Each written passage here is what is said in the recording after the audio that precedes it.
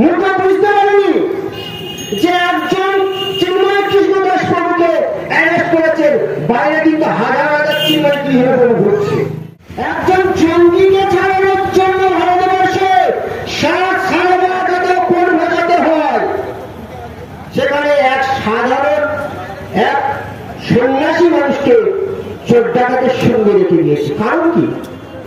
এই ভারত মায়ের সন্তানদেরকে বাঁচাতে গিয়ে একটা মানুষের উদ্ভব হয়েছিল। তিনি ছিলেন কে? তিনি ছিলেন গোপাল কোঠা ওরফে গোপাল মুখার্জি, যার একটা মাংস কাটার দোকান ছিল।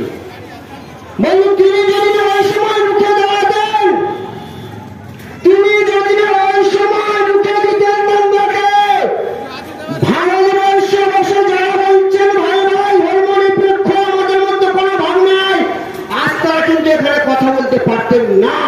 একটু প্রশ্ন করবেন, আপনি বাংলাদেশ থেকে ভারতবর্ষে পালিয়ে এলেন কেন? কোন উত্তর নয়, কোন উত্তর নয়। কারণ তারা জানে আমি মার খেয়েছি, বাকি যারা আছে এবার তাদের মার খাওয়া। আমার মাগুরকে বাংলাদেশে ছেড়ে রেখে এসেছি, আমি অত্যাচারিত হয়েছি, বাংলায় যারা পশ্চিমবঙ্গে যারা সুখে আছে তাদের অত্যাচারিত করবো, তাই তারাই প্রথম বেঈমান। চিনি বন্ধু, আমাদের মাথায় সনাতনীদের মাথায় টুপি পরিয়ে রাখা হয়েছে। ফার্স্ট কথা, প্রথম কথা হলো ধর্ম নিরপেক্ষ। শিক্ষিত সমাজের কাছে একটাই প্রশ্ন, ভারতীয় যে অভিযান আছে, অভিযানে ধর্ম নিরপেক্ষ দেখাতে পারবেন? যে দাদা জানেন একটু মঞ্চে এসে বলে যাবে যে হ্যাঁ ভারতীয় বাংলা অভিযানে ধর্ম নিরপেক্ষ কথা আছে। বন্ধু, ধর্ম নিরপেক্ষ বলে কথা হয় না। হয় তুমি ধর্ম সাপেক্ষ, নাই তুমি ধর্ম বিপক্ষ। ধর্ম নিরপেক্ষ বলা হয় না। হিন্দুদেরকে মাথায় টুপি পরিয়ে হিন্দুদেরকে মা খাওয়ানোর জন্য এই ধর্ম নিরপেক্ষ কথাটা এক করা হয়েছে কত সালে? 1949 ভারতীয় সংবিধান সংশোধনী বিলে। ভারতবর্ষের ইতিহাসের খবর নিয়ে ভারতবর্ষের যাদের আমরা পড়ছি বা পড়েছি, বাবার হলো আমার জোর পরিষ্কার। ঔরঙ্গজেবকে দেখেছেন? ঔরঙ্গজেব যাদের চরিত্র, যাদের মহানতা ইতিহাসে বড় বড় করে লেখা আছে।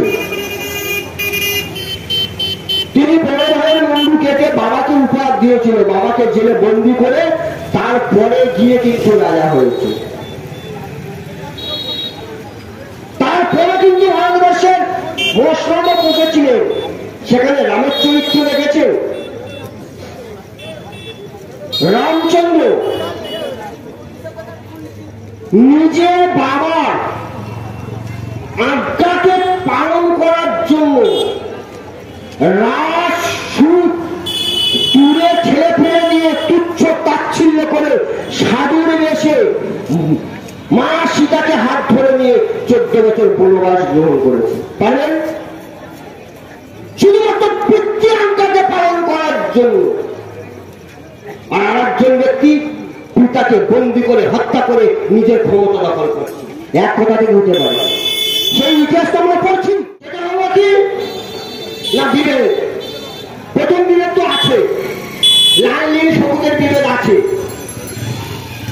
ও টিএমসি ও বিজেপি ও কংগ্রেস ও সিপিএম এই বিভেদগুলো আছে।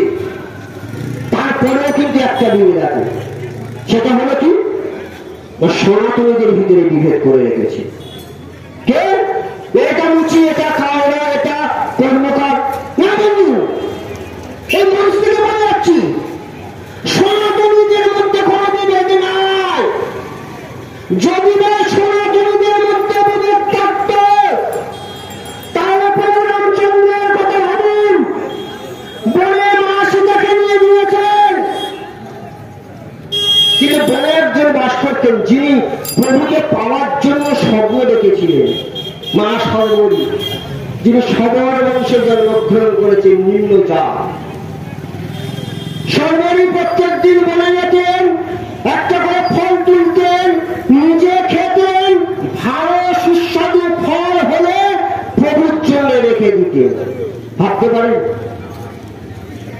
সেই ফল, সেই এটো ফল আমার প্রভু রামচন্দ্র হাসি মুখে গ্রহণ করেছিলেন। তিনি যদি যাকে ভাগ করতেন তাহলে সবাই মুখ থেকে এতে ফল খেতেন না।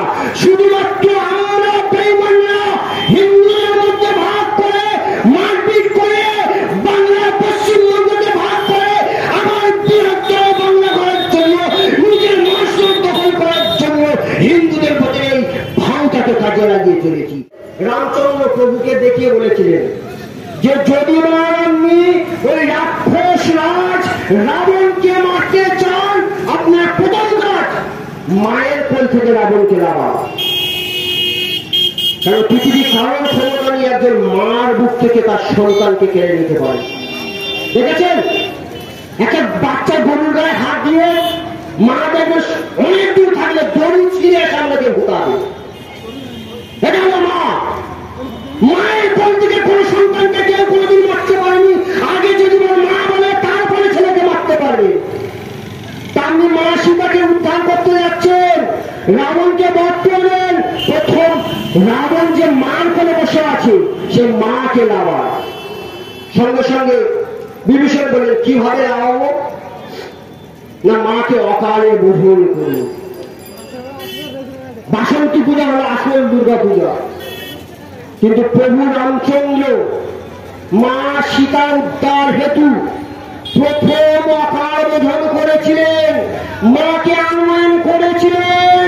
আর সেই মাকে পূজা করে অকাল বোধনে ব্রাহ্মণ কে ছিলেন জানেন বন্ধু? রাবণ নিজে। আপনি এই স্বর্ণময় লঙ্কা যেখানে সোনা দিয়ে বলা, আপনি এই লঙ্কায় রাজত্ব করুন। তিনি পরিষ্কার বলেছিলেন জননী জন্মভূমিষ্য স্বর্গাদপি করিয়সি। আমার জননী আর আমার জন্মভূমি স্বর্গের থেকেও বড়।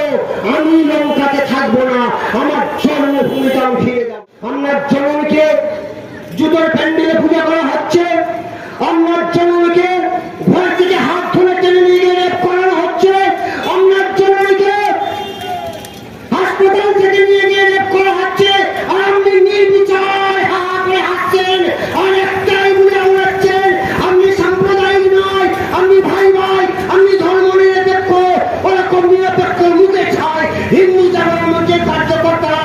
আমি বলে যাচ্ছি হিন্দু জাগরণ মঞ্চের কার্যকর্তারা ওরকম সাম্প্রদায়িক হতে চায় যেখানে মার বিপদ আসবে, যেখানে রাষ্ট্র মার বিপদ আসবে, তারা যেমন নিজের এই জীবন দিয়ে মাকে রক্ষা করতে পারবে, তেমন মায়ের জায়গা তারা নিজেকে মাত্র পিছু পা হবে না। একটু হাত তুলে বলবো সবাই মিলে, যারা যারা আছি, যে কদিন আছি, ভারত মাতা কি জয়। আরেকটু জোরে, ভারত মাতা কি জয়। জয় শ্রীরাম, জয় শ্রীরাম, জয় শ্রীরাম, জয় শ্রীরাম। রাম রামচন্দ্রায় রামভদ্রায় বিধাসে রঘুনাথায় নাথায় সীতাপতয়ে নমো নমো। মঞ্চের চারদিকে আমার মা জননী ভারত মা, পাশে ভারত মায়ের বীর সন্তান যারা ভারত মাকে রক্ষা করতে গিয়ে নিজের রক্ত দিয়ে ভারত মাকে রক্ষা করেছেন। আরো পাশে আছেন স্বামী বিবেকানন্দের ভারত মাতার আর এক বীর সন্তান, যিনি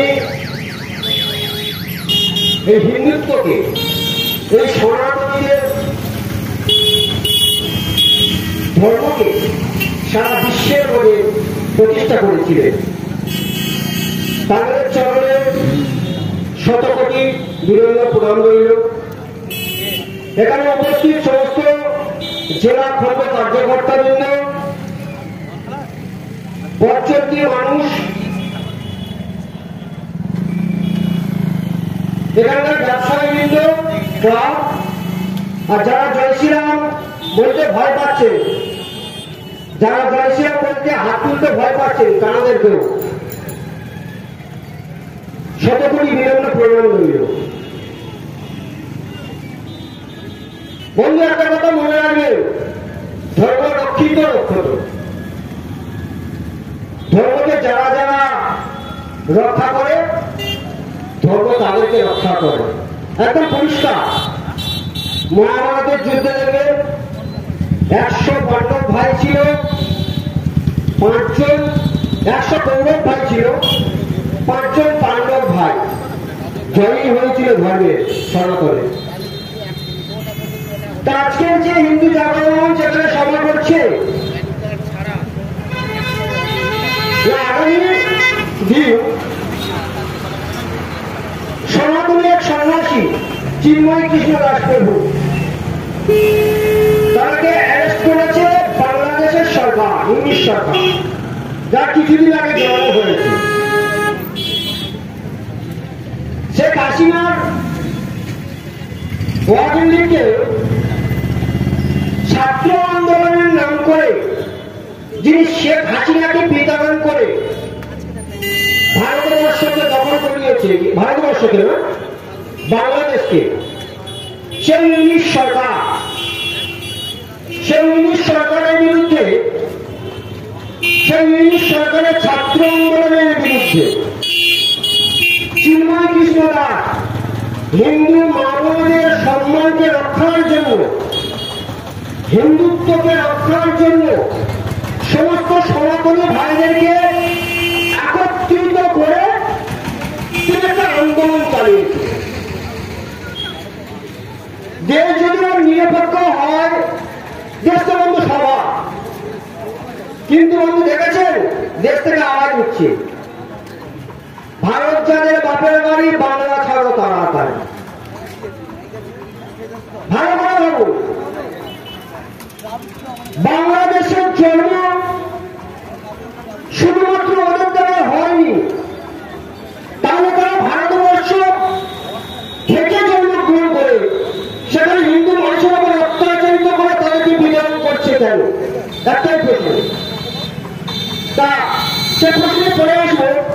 তা সেই সব অত্যাচারিত নিপীড়িত সনাতনী ভাই বোন মা বোনদের পাশে দাঁড়িয়ে তাদেরকে একত্রিত করে আন্দোলনের কথা চলেছিলেন। ইংলিশ সরকার পরিষ্কার বুঝিয়েছে যে যদিও এই আন্দোলনে পথপ্রদর্শক চিন্ময় কৃষ্ণ দাস প্রভুকে যদি আমরা অ্যারেস্ট করতে পারি, তাহলে হয়তো আন্দোলনটা ছেড়ে যাবে। কিন্তু মূর্খ বুঝতে পারেনি যে একজন চিন্ময় কৃষ্ণ দাস প্রভুকে অ্যারেস্ট করেছেন, বাইরে কিন্তু হাজার হাজার চিন্ময় কৃষ্ণ প্রভু ঘুরছে, হাজার হাজার চিন্ময় কৃষ্ণ প্রভু ঘুরছে। আবারও তারা রুখে দেবে, আবারও তারা ঐক্যবদ্ধ হবে, আবারও তারা ভারতবর্ষকে চেষ্টা করল। বন্ধু তাকে অ্যারেস্ট করে একজন সন্ন্যাসী মানুষ, তাকে অ্যারেস্ট করে জেল কাস্টডিতে সাধারণ চোর ডাকাত খুনিদের সঙ্গে তাকে রেখে দেওয়া হয়েছে। একজন সন্ন্যাসী মানুষকে তিনি যে খাদ্যটা খান, সেই খাদ্যটা ঠিক মতন দেওয়া হচ্ছে না, যে মেডিসিনটা ওখানে সেটাও দেওয়া হচ্ছে না। ভাবতে পারেন বন্ধু? আর সবচেয়ে লজ্জা এবং দুঃখজনক কথায় ভারতবর্ষে দেখেছেন একজন জঙ্গি যে হাজার হাজার হিন্দুকে খুন করেছে, তাকে ছাড়ানোর জন্য এই ভারতবর্ষ রাত 12টার সময় কোর্ট বসায়। একজন জঙ্গিকে ছাড়ানোর জন্য ভারতবর্ষে 7-12 কোর্ট বসাতে হয়। সেখানে এক সাধারণ এক সন্ন্যাসী মানুষকে চোর ডাকাতের সঙ্গে রেখে দিয়েছে। কারণ কি? কারণ কি বন্ধু?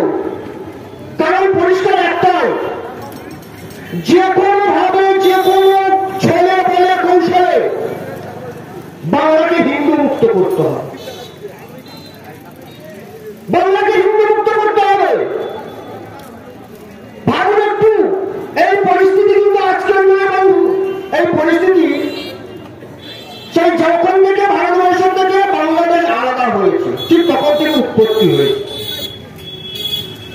একটু পুরানো ইতিহাস ভাবুন, 1947 যখন ভারতবর্ষ স্বাধীনতা লাভ করছে, ভারতবর্ষের কিছু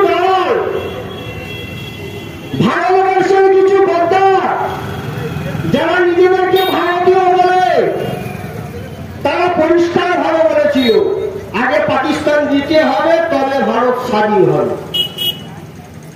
আবার বলেছিল হাতে বিড়ি মুখে পান লড়কে নেব পাকিস্তান।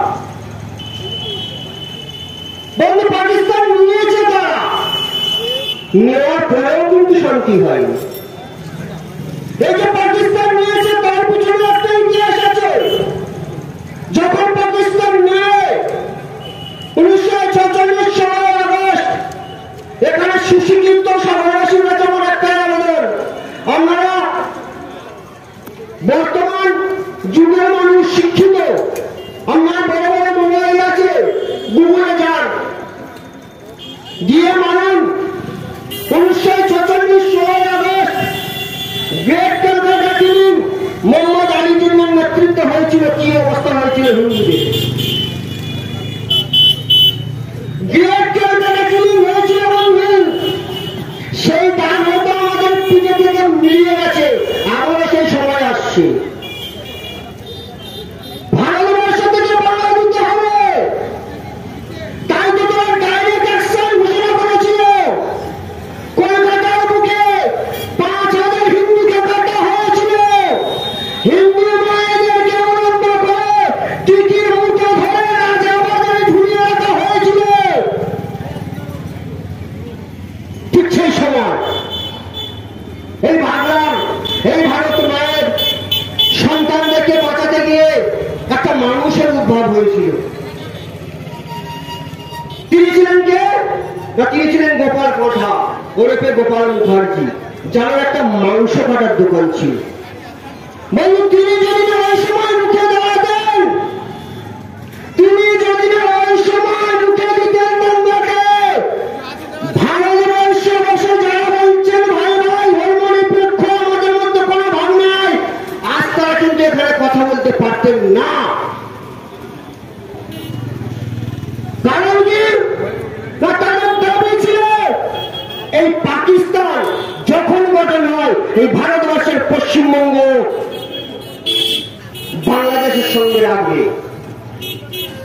মোহাম্মদ আলী জিন্নাহ পরিষ্কার বলেছেন যে যেমন মানুষ হৃৎপিণ্ড ছাড়া বাঁচতে পারে না, কলকাতা ছাড়া বাংলার চিন্তা অবাস্তব। কলকাতা ছাড়া বাংলার চিন্তা অবাস্তব। তখন থেকে কিন্তু বন্ধু সেই কলকাতা দখলের লোভ আজও পর্যন্ত যায়নি। তখনকার চেয়ারে কে ছিল? সোহবর্তী খাঁ। চেয়ারে ছিল টিক্কা খান। একদিনের মধ্যে কলকাতার 22 জন হিন্দু পুলিশ অফিসারকে ট্রান্সফার করানো হয়েছিল। তারপরে রাতের অন্ধকারে দাঙ্গা শুরু হয়েছিল। দাঙ্গা শুরু হওয়ার পরে ভারতবর্ষের এই ভারত মায়ের মার ছিল বাংলার জন্ম হলো, যারা চলছিল পূর্ব পাকিস্তান নাম নিয়ে। কিন্তু যখন খান সরকার শেষ হয়ে গেল, সামরিক শাসন যখন শেষ হয়ে গেল, একটা প্রস্তাব এলো নাকি পূর্ব পাকিস্তানের ভাষা উর্দু করতে হবে। সঙ্গে সঙ্গে প্রতিবাদ শুরু হয়ে গেল। 1971 ভাষা আন্দোলন শুরু হয়ে গেল। ভাষা আন্দোলন যে করেছিল পূর্ব পাকিস্তানের মানুষজন, সেখানে শুধু মুসলমান সম্প্রদায়ের মানুষ তো ছিল না বন্ধু, সেখানে তো হিন্দুরাই ছিল। ভারতবর্ষের সরকার সৈন্য দিয়ে বাংলার পাকিস্তানের খান সরকারের সঙ্গে যুদ্ধ করে হাজারো হিন্দুর রক্তের বিনিময়ে 1971 সালে পূর্ব পাকিস্তান নাম বদলে দিয়ে স্বাধীন ভারতবর্ষে স্বাধীন বাংলার জন্ম হয়েছিল। তাহলে যদি আর হিন্দুদের রক্তের বিনিময়ে স্বাধীন বাংলার জন্ম হলো, আজ 2024 পঁচিশে পা দিচ্ছি, সেখানে সাধারণ হিন্দু নির্যাতিত কেন? সাধারণ হিন্দু মা বোনেরা নির্যাতিত কেন? বন্ধু সাধারণ আছে সবাই সোশ্যাল মিডিয়াতে দেখছেন, একটু বুকে হাত দিয়ে বলবেন কেউ আসে বাংলাদেশে এখন যে পরিস্থিতি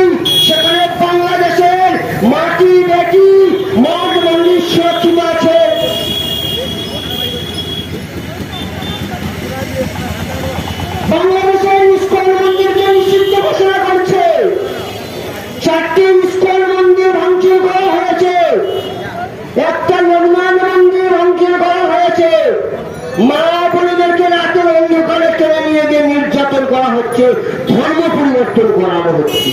এ কোন ভারতবর্ষ? এ কোন বাংলা? এ কোন বাংলা? যে বাংলার জন্য রবীন্দ্রনাথ ঠাকুর কবিতা লিখেছিলেন, জাতীয় সঙ্গীত লিখেছেন, ও আমার সোনার বাংলা, আমি তোমায় ভালোবাসি, এ সে বাংলা? যে বাংলাতে ভারতবর্ষের পতাকাকে পা দিয়ে মারানো হয়, যে বাংলাতে রবীন্দ্রনাথের ঠাকুরের মূর্তি ভাঙা হয়, যাকে বাংলা বন্ধু মুজিবুর রহমান বলা হয়, তার মূর্তি ভেঙে তার মুখের উপর প্রস্তাব করা হয়, সরাসরি বলেছে যে আমরা ভাঙতে এসেছি, আমরা গড়তে আসিনি। এই বাংলার স্বপ্ন দেখেছিল বাঙালিরা, এই বাংলার স্বপ্ন দেখেছিল মাস্টারদা সূর্য সেন, এই বাংলার স্বপ্ন দেখেছিল পৃথিবীত একজনের, যারা নিজের রক্তের বিনিময়ে অস্ত্র মুদ্রণ করে, নিজের রক্তের বিনিময়ে এই বাংলাকে গঠন করে গেছে বন্ধু। আমার সেই স্বাদের বাংলা, সেই চট্টগ্রাম, সেই ঢাকার কালী মন্দির, সেই চট্টগ্রামের মাস্টারদা সূর্য সেন, পৃথিবীত দেদার এখনো রক্ত লেগে আছে। সেই দেশে গেতে গেলে আমাদের পাসপোর্ট লাগে। তাহলে যে দেশ হিন্দু রক্তের বিনিময়ে গঠন হলো, সেই দেশ এখন নিপীড়িত কেন? একটাই প্রশ্ন, কেন? তার একটাই কারণ বললাম, যে কোনো ভাবে বাংলাদেশকে হিন্দু শূন্য করতে হবে। বন্ধু ভালো করে ভাবুন, যখন দেশ ভাগ হয়, পূর্ব পাকিস্তান, অধুনা বাংলাদেশ, সেখানে হিন্দুর সংখ্যা ছিল 22%, এখন আদমশুমারি করে একটু খোঁজ নিয়ে দেখবেন 2% এসে গেছে। বাকি হিন্দু জায়গা কোথায়? হজম করে ফেলা হয়েছে। বন্ধু 10% হিন্দুদের জায়গা বা সম্পত্তি ছিল। আজকে যারা ভারতে বসে বসে ভারতের গদি ওড়াচ্ছেন, ভালো ভালো মঞ্চে লেকচার দিচ্ছেন, ভালো ভালো পদে আছেন, তাদেরকে একটু জিজ্ঞেস করবেন, বন্ধু আমরা বাড়ি কোথায়? 10% মানুষের উত্তর আসবে বাংলাদেশ। 10% মানুষের উত্তর আসবে বাংলাদেশ, বলবে বাংলাতে। একটু প্রশ্ন করবেন, আপনি বাংলাদেশ থেকে ভারতবর্ষে পালিয়ে এলেন কেন? কোন উত্তর নয়, কোন উত্তর নয়। কারণ তারা জানে আমি মার খেয়েছি, বাকি যারা আছে এবার তাদের মার খাওয়া। আমার মাগুরকে বাংলাদেশে ছেড়ে রেখে এসেছি, আমি অত্যাচারিত হয়েছি, বাংলায় যারা পশ্চিমবঙ্গে যারা সুখে আছে তাদের অত্যাচারিত করবো, তাই তারাই প্রথম বেঈমান, চিনি বন্ধু। কিন্তু হিন্দু জামানোর সনাতনী ভাইয়ের শিক্ষা, সনাতন ধর্মের শিক্ষা, এটা নয় কিন্তু বন্ধু। বাংলাদেশে যে হিন্দু মানুষের ওপর পাশবিক অত্যাচারিত হচ্ছে, পাশবিক পশুর নেয়, সেই পাশবিক অত্যাচার আগেও আমরা দেখেছি। পশ্চিমবঙ্গের মানুষকে সেই বিষয়ে জানতে দেওয়া হয়নি। কারণ কি জানেন? পশ্চিমবঙ্গের মানুষ যদি বা জেনে দেয়, একবার জেনে যায়, তাহলে তো আমাদের গদি আন্দোলনে যাবে না, আমাদেরকে চলে যেতে হবে। তার একটাই কারণ বন্ধু, পরিষ্কার ভাবে বলে দিচ্ছি। প্রথম কারণ হল আমাদের মাথায়, সনাতনীদের মাথায় টুপি পরিয়ে রাখা হয়েছে। ফার্স্ট কথা, প্রথম কথা হল ধর্ম নিরপেক্ষ। শিক্ষিত সমাজের কাছে একটাই প্রশ্ন, ভারতীয় যে অভিযান আছে, অভিযানে ধর্ম নিরপেক্ষ দেখাতে পারবেন? যে দাদা জানেন একটু মঞ্চে এসে বলে যাবে যে হ্যাঁ ভারতীয় বাংলা অভিযানে ধর্ম নিরপেক্ষ কথা আছে। বন্ধু ধর্ম নিরপেক্ষ বলে কথা হয় না। হয় তুমি ধর্ম সাপেক্ষ, নয় তুমি ধর্ম বিপক্ষ। ধর্ম নিরপেক্ষ বলা হয় না। হিন্দুদেরকে মাথায় টুপি পরিয়ে হিন্দুদেরকে মা খাওয়ানোর জন্য এই ধর্ম নিরপেক্ষ কথাটা এক করা হয়েছে কত সালে? 1949 ভারতীয় সংবিধান সংশোধনী বিলে।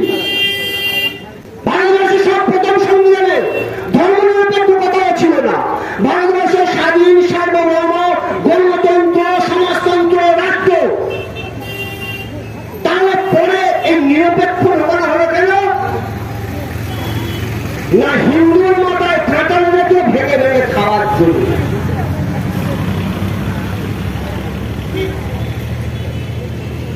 দ্বিতীয় বিষয় হল না ভাই ভাই, দ্বিতীয় হলো ভাই ভাই। আমরা তো প্রথম থেকে জানি আমরা ভাই ভাই, ভারতবর্ষে যারা আছে সব আমার ভাই, ভারতবর্ষের যারা বাইরে আছে সব আমার ভাই, বিশ্বের সমস্ত মানুষ হল আমার কুটুম্ব। তাই তো ভারতবর্ষে এমন কোন মানুষদের যাকে রাখা হয়নি। ইহুদি, খ্রিস্টান, বৌদ্ধ, শিখ, জৈন, মুসলমান সমস্ত মানুষকে ভারতবর্ষ আশ্রয় দিয়েছে। আমরা ভাই ভাই জানি।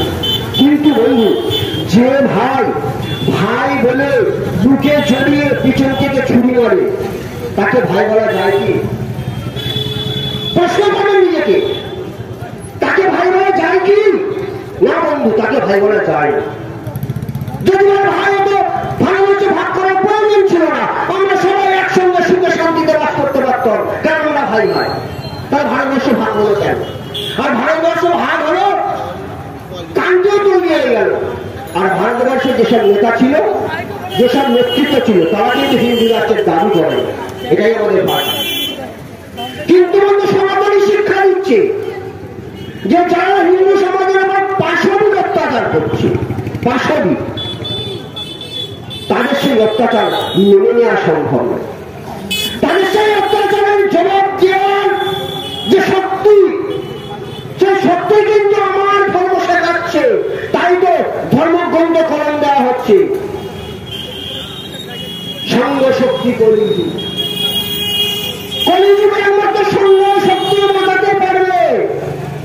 তাই তো হিন্দুদেরকে সঙ্গবদ্ধতা লাভ করতে হবে। আমার অনেক বন্ধুর প্রশ্ন, রাম মাথা ব্যথার কারণ হয়ে গেছে যে রাম নাম করে, রাম হলে কি হয়? রাম তো মানুষ। হ্যাঁ বন্ধু, রাম মানুষ। কিন্তু দেখেছেন বন্ধু, ভারতবর্ষের ইতিহাসের খবর নিয়ে ভারতবর্ষের যাদের আমরা পড়ছি বা পড়েছি, বাবার হলো আমার জোর পরিষ্কার। ঔরঙ্গজেবকে দেখেছেন? ঔরঙ্গজেব যাদের চরিত্র, যাদের মহানতা ইতিহাসে বড় বড় করে লেখা আছে, তিনি বড় ভাইয়ের মুন্ডু কেটে বাবাকে উপহার দিয়েছিল, বাবাকে জেলে বন্দি করে তারপরে গিয়ে কিন্তু রাজা হয়েছে। তারপরে কিন্তু ভারতবর্ষের মশলাটা বসেছিলেন, সেখানে রামের চরিত্র লেগেছে। রামচন্দ্র নিজে বাবার আজ্ঞাকে পালন করার জন্য রাস সুখ দূরে ঠেলে ফেলে দিয়ে তুচ্ছ তাচ্ছিল্য করে সাধুর বেশে মা সীতাকে হাত ধরে নিয়ে 14 বছর বনবাস গ্রহণ করেছে। পারেন? শুধুমাত্র পিতৃ আজ্ঞাকে পালন করার জন্য। আর আরেকজন ব্যক্তি পিতাকে বন্দী করে হত্যা করে নিজের ক্ষমতা দখল করছে। এক কথা থেকে উঠে পারে। সেই ইতিহাস আমরা পড়ছি। আমাদের সঙ্গে লড়বে কিভাবে? আমাদের সঙ্গে আত্মরক্ষা করবে কিভাবে? রাষ্ট্র রক্ষা করবে কিভাবে? বন্ধু, ভগবান রামচন্দ্রকে দেখেছিলেন এই যে পাশবিক অত্যাচার হচ্ছে হিন্দু সমাজের উপরে, তখনও হতো। বলে জঙ্গলে মনে পূজা করতো, যজ্ঞ করতো, আরাধনা করতো।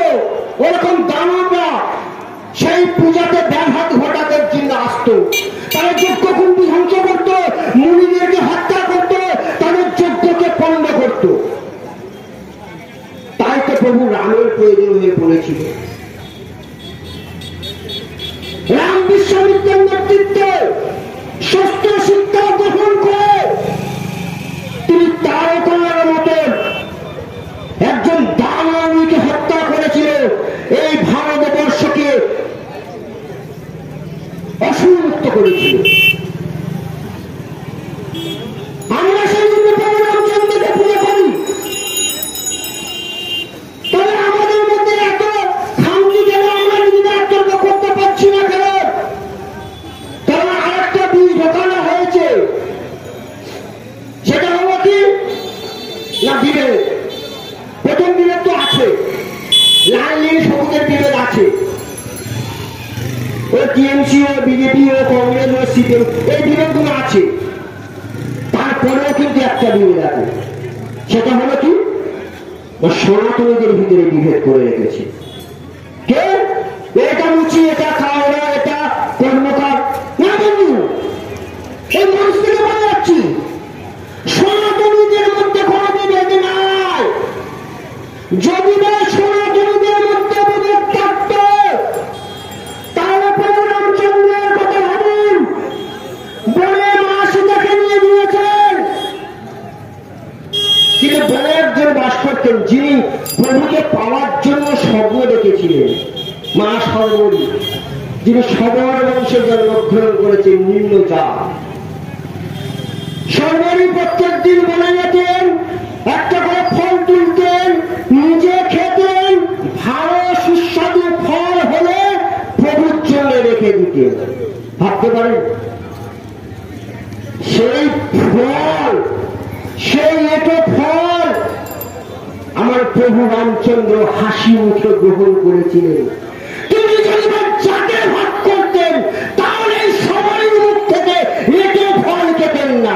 শুধুমাত্র আমরা বেঈমানরা হিন্দুদের মধ্যে ভাগ করে, মারপিট করে, বাংলা পশ্চিমবঙ্গকে ভাগ করে, আবার বৃহত্তর বাংলা করার জন্য, নিজের মনসুর দখল করার জন্য হিন্দুদের প্রতি এই ভাঙটাকে কাজে লাগিয়ে চলেছি যে আমরা বিভেদ না। বন্ধু, আমরা সনাতনী এক, আগে ছিলাম, এখন আছি, ভবিষ্যতেও থাকবো।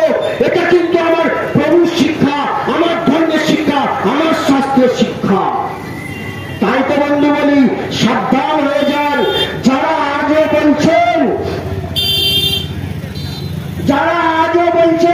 যে হচ্ছে বাংলাদেশে, পশ্চিমবঙ্গ থেকে হাঁটছেন কেন, বাংলায় যান। তাদেরকে একটা কথা বলে রাখি বন্ধু, দরকার হলে আমরাও বাংলাতে যাব, দরকার হলে আমরাও বাংলাদেশে যাব, কিন্তু বন্ধু একটা কথা বলে রাখবেন, যারা লড়তে জানে, যারা জীবন দিতে জানে এই রাষ্ট্রের জন্য, তাদেরকে কিছু করার আগে কেউ কিছু ভাববে। কিন্তু যারা বেঈমান, দুরাচারী, যারা কিছু মানেন না, তারা কান খুলে পরিষ্কার ভাবে শুনে রাখুন, যদি না এই ভারতবর্ষের পশ্চিমবঙ্গ গ্রেট বৃহত্তর বাংলার সঙ্গে যুক্ত হয়, আপনারা রেডি হয়ে থাকবেন। যেরকম নিজের মা বোনকে পূর্ব পাকিস্তানে ছেড়ে রাতে অন্ধকারে রেডিও চালিয়ে, লাইট চালিয়ে, রেডিও চালিয়ে এই ভারতবর্ষে পালিয়ে এসেছে সম্মান রক্ষা করার জন্য, আবারও রেডি হয়ে থাকুন। কারণ তাদের একটাই লক্ষ্য ছিল, ভারতবর্ষের বন্দর, ভারতবর্ষের মূল প্রাণকেন্দ্র কলকাতাকে দখল করতে হবে। আজও কিন্তু বন্ধু সেই দিকেই তারা চলছে। আমার অনেকে প্রশ্ন করেন যে রাবণ তো পূজা করেছেন, তাহলে আমিও তো পূজা করেছি, আমি হতে পারবো না কেন? হ্যাঁ বলুন, রাবণ পূজা করেছেন অবশ্যই। রাবণ ত্রিসন্ধ্যা গায়ত্রী মন্ত্র জপ করে জল খেতেন। আপনি বন্ধু বলছেন আমি তো পূজা করি, আমিও তো হিন্দু, অবশ্যই বন্ধু। বন্ধু যে বন্ধু বলেছেন একটু কে এসে বলে যাবেন গায়ত্রী মন্ত্র বাঁচিয়ে আছে। ত্রিসন্ধ্যা গায়ত্রী মন্ত্র জপ করে তবে জল স্পর্শ করতে। তিনি স্বর্গ, মর্ত, পাতাল ত্রিভুবন জয়ী ছিলেন। মাতার দ্বারে মা কালী পাহারা দিতেন। তার রাষ্ট্রমতে পড়াশোনা শেখাতেন ব্রহ্মা, ইন্দ্র ঘোড়ার ঘাস কাটতেন। তার যে সিংহদুয়ার ছিল, সে সিংহদুয়ারে মা দুর্গা ছিলেন। আপনি কে বাবু? আপনি যে পূজা করেন, পূজা শুরু হওয়ার আগে হিসাব করে সেইটা কত আসবে। আপনি জানেন আপনার ঠাকুর পান্ডে কখন আসে, কিন্তু আমি এটা জানেন ঠাকুর কখন বিসর্জন হবে। কেন বিসর্জন হলে আমরা কি আনন্দ করি সেটা আমরা জানি। সেটা আমার পূর্বপুরুষ, আমার উত্তরসূরি আমার থেকে শুনছে। তাহলে আমার উত্তরসূরি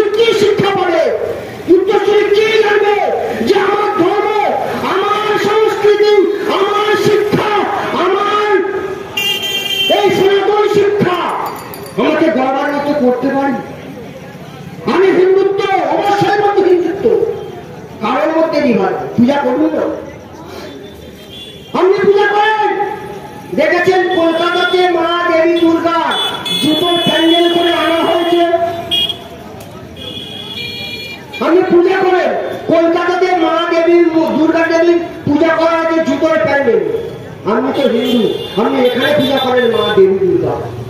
আমার দেবীকে পূজা করলেন, কলকাতায় জুতোর প্যান্ডেলে পূজা হলো, বাংলাদেশে অষ্টমীর দিনে মা দেবী দুর্গাকে বিসর্জন করতে হলো। বন্ধু কি লাভ হলো? আপনার মা, আপনার দেবী দুর্গা আর বাংলাদেশের দেবী দুর্গা আলাদা। আপনার দুর্গা আর দুর্গা দেবীকে পূজা করেছে জুতোর প্যান্ডেলে আলাদা। আপনি হিন্দু না, নিজেকে হিন্দু হয়ে গৌরবান্বিত করেন, তাহলে আপনার নিজেকে কেন আলাদা না? আপনি কেন প্রতিরোধে হলেন না? আমার দেবী দুর্গাকে কেন জুতোর প্যান্ডেলে আনা হলো? আমার দেবী দুর্গাকে অন্য দেশে কেন অষ্টমীর সময় বিসর্জন করতে হলো? আপনি কেন প্রতিবাদ দিলেন? তাহলে তো জানবো, হ্যাঁ আমার মধ্যে সে হিন্দুত্ব আছে, অবশ্যই আমি হিন্দু। কিন্তু যখন আমার নিবেদন ভেঙে যায়, আপনি সেই কাজ করতে পারেন না, তখন তো মারা যায় না। রাবণ ব্রাহ্মণ ঘরে জন্ম ছিলেন, রাবণকে কোনোদিন দেবতা বলতে দেখেছেন? রাবণকে বলা হয় দানব। কেন না? রাবণ অত বড় পণ্ডিত, যখন রাবণের সঙ্গে যুদ্ধ হচ্ছিল প্রভু রামের, যুদ্ধের সময় রাম যত তীর মারছে রাবণ সব তীর কেটে দিচ্ছিল। পাশে একজন ছিল ভাই বিভীষণ। আমরা এই শিক্ষাটা ঘরে ঘরে দিই যে ঘর শত্রু বিভীষণ, কিন্তু প্রশ্ন করে দেখেছি সত্যি কি বিভীষণ ঘর শত্রু ছিল? বন্ধু সত্যি কি বিভীষণ ঘর শত্রু ছিল? দানবকুলকে রক্ষা করার জন্য সমস্ত দানবকুলের মানুষকে রামের ভগবানের স্বর্ণপন্ন হওয়ার জন্য তিনি লড়েছিলেন। তিনি ঘর শত্রু কি করে নেন? কিন্তু আমরা উল্টোটা শেখাই, ঘর শত্রু বিভীষণ। আরে ঘর শত্রু বিভীষণের থেকেও বেশি সূত্র এই সাম্প্রদায়িক, এই যারা বলে ধর্ম নিরপেক্ষ এই কথাগুলো, তাই বেশি শত্রু। কারণ তারা যিনি শত্রুতা করতো, এই ভারতবর্ষ ভাগ হতো না, এই ভারতবর্ষ অখণ্ড থাকতো, এই ভারতবর্ষ আর্যাবর্তের ভারতবর্ষ থাকতো, এই ভারতবর্ষে সেই সনাতনী ভারতবর্ষ থাকতো, ভারতবর্ষ আলাদা হতো না বন্ধু।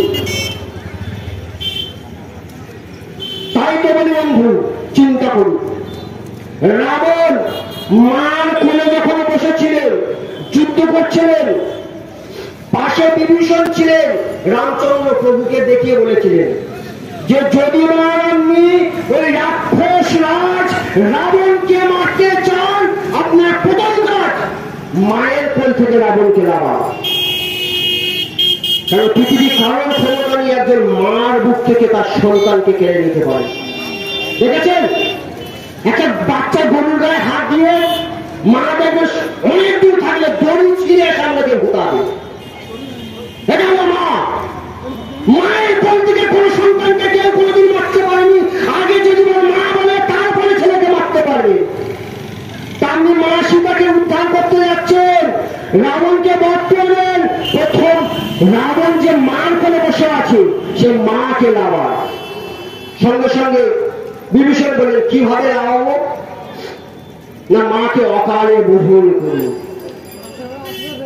বাসন্তী পূজা হলো আসল দুর্গা পূজা, কিন্তু প্রভু রামচন্দ্র মা সীতার উদ্ধার হেতু প্রথম অকাল বোধন করেছিলেন, মাকে আহ্বান করেছিলেন। আর সেই মাকে পূজা করে অকাল বোধনে ব্রাহ্মণকে ছিলেন জানেন বন্ধু? রাবণ নিজে। স্বর্গমর্ত্য পাতাল ত্রিভুবনে পালন পেলেন না, রামচন্দ্র রাবণকে পালন করালেন। যখন অঞ্জলি দেওয়া হচ্ছে যে তুমি কি চাইছো, একদম পরিষ্কার বলা হয়েছে আমি চাইছি রাবণের মৃত্যু। হতে পারেন নিজে ব্রাহ্মণ সেজে পুরোহিত হয়ে নিজের মৃত্যু, নিজের প্রাণকে মার পায়ে অঞ্জলি দিচ্ছে, পা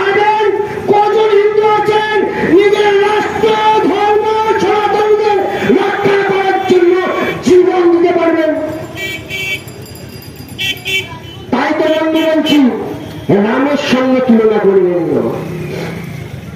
প্রভু রাম নিজে ব্রাহ্মণ সেজে নিজের মৃত্যুকে রামের হাতে তুলে দিয়েছিলেন। সেই অকাল বেদনা আমরা পূজা করি। আর সবচেয়ে দুর্ভাগ্যের বিষয় এটা, না পূজা প্যান্ডেলে যদি বা রামের ছবি রাখতে বলি, আছে রাম রাখা যাবে না, কেন রাম রাখবো ভাবতে পারে রাম বিজেপি হয়ে গেল। আরে যদি রাম বিজেপি হয়, ভাগ করছিস কেন? তোরা কৃষ্ণকে নে না। রাম বিজেপির যদি বা হয়, তোরা চৈতন্য মহাপ্রভুকে নে না। ভাগ যদি বার করবি, পশ্চিমবঙ্গ থেকে পাড়াতে ভাঙর দিতে পারি।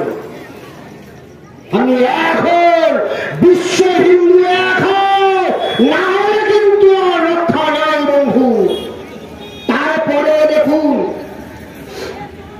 রাবণবাদ হয়ে যাওয়ার পরে যখন ভারতবর্ষে ফিরে আসার কথা, অযোধ্যায় রাম ফিরে আসবে, ওখানে অনুরোধ করা হয়েছিল প্রভু রামকে যে আপনি আর কেন অযোধ্যায় ফিরে যাবেন প্রভু? আপনি এই স্বর্ণময় লঙ্কা, যেখানে সোনা দিয়ে মোড়া, আপনি এই লঙ্কায় রাজত্ব করুন। তিনি পরিষ্কার বলেছিলেন, জননী জন্মভূমিষ্য স্বর্গাদপি গরীয়সী। আমার জননী আর আমার জন্মভূমি স্বর্গের থেকেও বড়। আমি লঙ্কাতে থাকবো না, আমার জন্মভূমিটা আমি ফিরে যাব। কজন বন্ধু আছে যারা সাম্প্রদায়িক, যারা ধর্ম নিরপেক্ষ, যারা ভাই ভাই বলছেন, একবার এই রাষ্ট্রের কথা ভেবেছেন? রাষ্ট্রের মানুষ বিপন্ন, রাষ্ট্র বিপন্ন। তাহলে আপনি রাষ্ট্রের কথা ভাবছেন কিভাবে, যেখানে আমার শাস্ত্র শেখাচ্ছে যে জননী জন্মভূমিষ্য স্বর্গাদপি গরীয়সী। আমার জননী আর আমার জন্মভূমি স্বর্গের থেকেও দাঁড়িয়ে। সেখানে আপনি কি করছেন বন্ধু? আপনার জননীকে জুতোর প্যান্ডেলে পূজা করা হচ্ছে, আপনার জননীকে ঘর থেকে হাত ধরে টেনে নিয়ে গিয়ে রেপ করানো হচ্ছে, আপনার জননীকে হাসপাতাল থেকে নিয়ে গিয়ে রেপ করা হচ্ছে, আর আপনি নির্বিচার হা করে হাসছেন আর একটাই বুঝে উড়াচ্ছেন আপনি সাম্প্রদায়িক নয়, আপনি ভাই ভাই, আপনি ধর্ম নিরপেক্ষ। ওরকম নিরপেক্ষ মুখে ছায় হিন্দু জাগরণ মঞ্চের কার্যকর্তারা, আমি বলে যাচ্ছি, হিন্দু জাগরণ মঞ্চের কার্যকর্তারা ওরকম সাম্প্রদায়িক হতে চায় যেখানে মার বিপদ আসবে, যেখানে রাষ্ট্র মার বিপদ আসবে, তারা যেমন নিজের এই জীবন দিয়ে মাকে রক্ষা করতে পারবে, তেমন মায়ের জায়গা তারা নেতৃত্বে মাত্র পিছু পা হবে না বন্ধু। তারপরে বন্ধু রামের কথা বলুন, আমরা সবাই এক, আমরা সবাই সনাতনী, আমরা সবাই হিন্দু। হিন্দু যদি ঐক্যবদ্ধতা লাভ করতে পারে, আমার ভারতবর্ষ বিশ্ব আসলে শ্রেষ্ঠ আসল লাগে বন্ধু। নাহলে কিন্তু একদম পরিষ্কার ধর্মগ্রন্থিতে করা হয়ে গেছে। সংঘ শক্তি করে যুগে যদি সংঘবদ্ধতা লাভ না করতে পারেন, আগামী দিন আপনার সন্তান যাকে আপনি প্রাণের থেকে প্রিয় ভাবেন, সেই সন্তানকে এই ভারতবর্ষের বুকে রাখতে পারবেন না। সময় শেষ হয়ে গেছে বন্ধু। তাই তো স্বামীজির ভাষায় বলবো, ওঠো জাগো, না জাগলে আর রক্ষা নাই। যতদিন না জানতে পারবেন নিজের উত্তরসূরি ভারত মা জননীকে আর রক্ষা করতে পারবেন না। তাই তো বন্ধু আহ্বান জানিয়েছি, আসুন আমরা সবাই একসাথে হাতে হাত মিলিয়ে আমার মা, আমার জননী, আমার সন্তানকে আমরা রক্ষা করব। সবাই মিলে একবার বলবো, ভারত মাতা কি জয়, জয় শ্রীরাম, জয় শ্রীরাম, ভারত মাতা কি জয়। ধন্যবাদ সবাইকে। এই বলে আমার বিন্দু শেষ করছি।